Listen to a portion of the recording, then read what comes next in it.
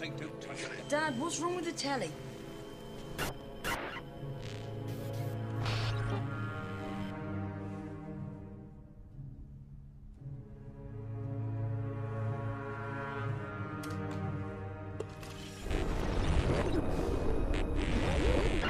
Good evening, London. Allow me first to apologize for That's the emergency channel. I do, like many of you, appreciate the comforts of everyday routine, the security of the familiar, the tranquility of repetition. Bloody hell. I enjoy them as much as any bloke. But in the spirit of commemoration, Who's that, Mum? whereby those important events of the past, usually associated with someone's death or the end of some awful bloody struggle, are celebrated with a nice holiday, I thought we could mark this November the 5th, a day that is sadly no longer remembered, by taking some time out of our daily lives to sit down and have a little chat.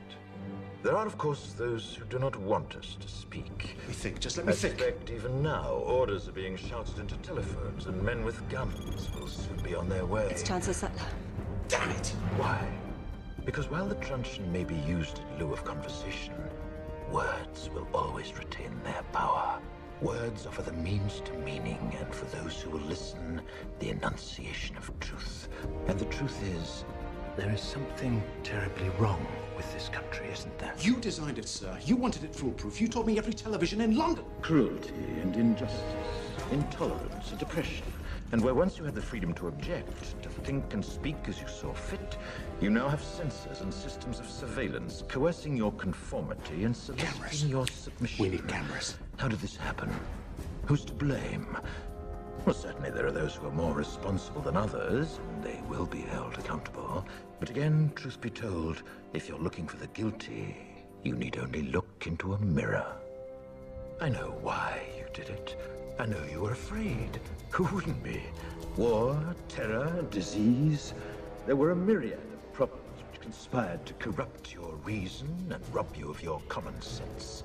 He promised you order, he promised you peace, and all he demanded in return was your silent, obedient consent. Inspector, you're almost through. Last night, I sought to end that silence. Last night, I destroyed the Old Bailey to remind this country of what it has forgotten. More than 400 years ago, a great citizen wished to embed the 5th of November forever in our memory. His hope was to remind the world that fairness, justice, and freedom are more than words. They are perspectives. So if you've seen nothing, if the crimes of this government remain unknown to you, then I would suggest that you allow the 5th of November to pass unmarked.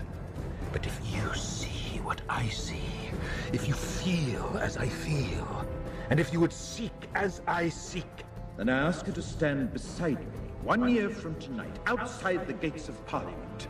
And together we shall give them a 5th of November that shall never, ever be forgotten.